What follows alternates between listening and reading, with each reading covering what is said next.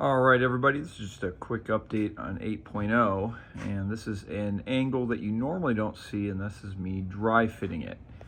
I wanted to dry fit this particular camper though before it got too heavy, and probably there's gonna be a couple unique design features on this, but one of them, I know this might not make sense in its current state, but just trust me, was it was going to have, I'm basically mirroring this directly to my truck, and as you can see, it's going to have quite a tight fit along the lip of this. I mean, almost zero clearance. I measured. This base actually settles a little bit, so that brings it down, but I just wanted to make sure that was perfect before I got too much further in the build. And it is. It's amazing how perfect it is, actually. Another thing I wanted to measure was, and you guys will probably start kind of figuring out here what this design is going to be, and it's these columns here are going to be angled. Now they're a little bit wider than the cab. We'll go to the front here and see, but I wanted to dry fit this on there and make sure that all of my calculations and measurements were correct and that they sit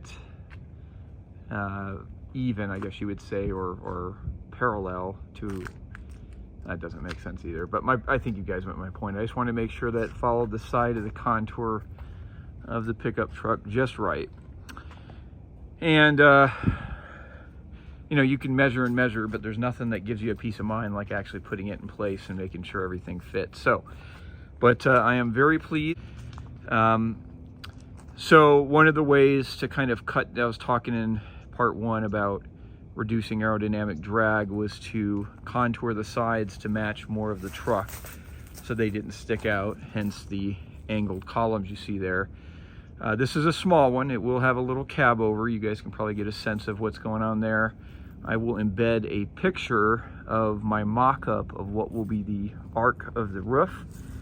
I don't know if I'm going to be able to achieve it. It's going to be a pretty complex task, but I am moving full steam ahead. So this is a quick update. Only real things I got done is, obviously you guys can see I got that mocked up over there. From last time, this rear part wasn't done. These are going to be the basis for the rear door frame. Of course, I'll case that in hardwood later. And it's a little hard to see, but I got the rest of the planking done for the sidewalls, and I've got some of the planking done for the wings.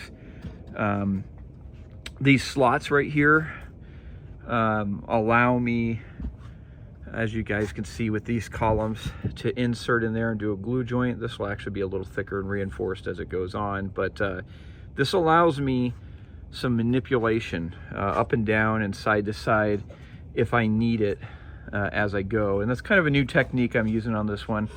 I'll let you guys know how it's going to work out, but otherwise I'm very happy. I was a little nervous, but everything's working out. So I should have some more progress. I had a few other things I had to handle over this past week, and frankly the angle to curve matrix, we'll call it there, which will define the roof, and I know that's probably going to be a little hard to figure out where I'm going here, but you guys will see in the coming weeks.